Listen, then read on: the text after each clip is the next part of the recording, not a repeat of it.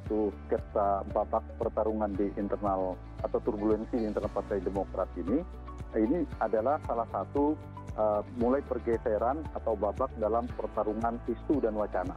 Kita tahu sebelumnya, ini bagian dari strategi kalau saya baca, sebelumnya adalah isu tentang performa elektoral. Kenapa AHY sebagai ketua umum perlu dievaluasi? Dianggap karena mengalami performa elektoral tidak begitu bagus, karena mengalami penurunan, sehingga perlu perubahan dan sebagainya.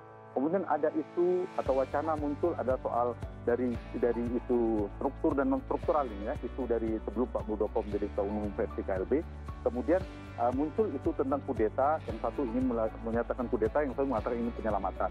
Kemudian isu tentang demokratisasi partai, satu kubu mengatakan ini politik dinasti, Cikias tadi istilahnya Pak Rahmat ya, Pak Didi. Kemudian yang kedua, kubu yang lain mengatakan perlu demokratisasi di internal Demokrat. Kemudian ketika KLB isu tentang konstitusi partai. Bergeser lagi sekarang yang sedang berlangsung adalah pertarungan isu dan wacana tentang pertarungan tarik-menarik ideologi dalam istilah Pak Muldoko. Ingin membuat jarak diametral, bedanya antara sehingga dibutuhkan perubahan. Yang sana menganggap kemudian tadi ada isu radikalisme, kemudian pro-Pancasila dan pro-Pancasila. Saya membacanya ini adalah bagian dari strategi menggalang opini publik. Karena ini kan sedang pertarungan dua kubu politik yang sedang bertarung realitasnya.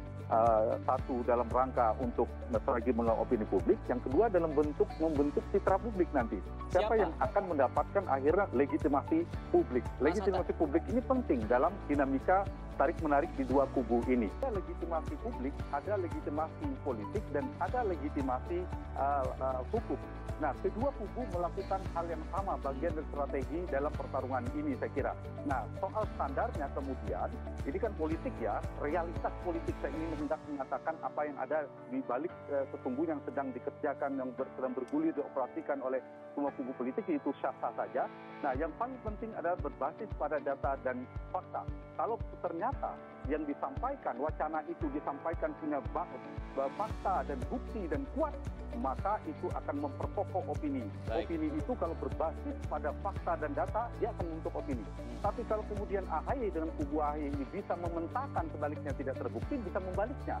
Jadi saya pada posisi melihat ini secara netral, saya kira ini adalah dua hal yang akan dipertontonkan oleh publik. Baik. Kalau kemudian kubu di KLB bisa membuktikan ada, maka itu menjadi koreksi yang penting bagi kepemimpinan AHY.